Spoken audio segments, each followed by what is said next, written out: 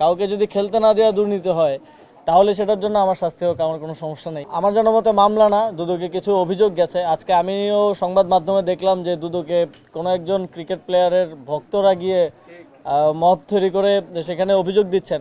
এখন আমারও একটা অভিযোগ আছে যে মানে আহ, উম, কোনো তখন আমি সরকারের দায়িত্বে থাকাকালীন জুলাই গণঅভ্যুত্থানের বিপক্ষে অবস্থান নেওয়ার কারণে এবং শেখ হাসিনাকে এন্ডোর্স করার কারণে বলেছিলাম এবং সিদ্ধান্ত নিয়েছিলাম যে সাকিব আল হাসান বাংলাদেশের জার্সি পরে বাংলাদেশের পতাকা বহন করার কোনো নৈতিক অধিকার তার নেই। এখন সেটা যদি দুর্নীতি হয়, কাউকে যদি খেলতে না দেওয়া দুর্নীতি হয় তাহলে সেটার জন্য আমার শাস্তি হোক, আমার কোনো সমস্যা নেই।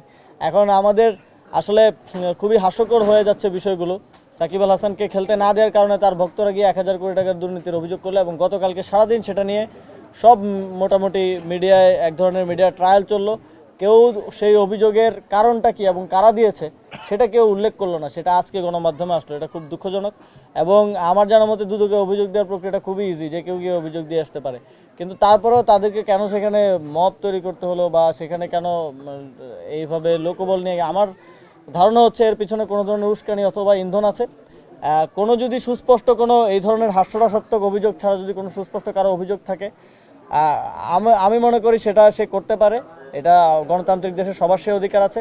কার যদি আমার থেকে কোনো কিছু জানার থাকে আমিও সেটা স্পষ্টভাবে, আর এখানে গোপনীয়তার কিছু নেই, সেটা স্পষ্টভাবে বলার জন্য প্রস্তুত আছি এবং সহযোগিতা করতে প্রস্তুত আছি।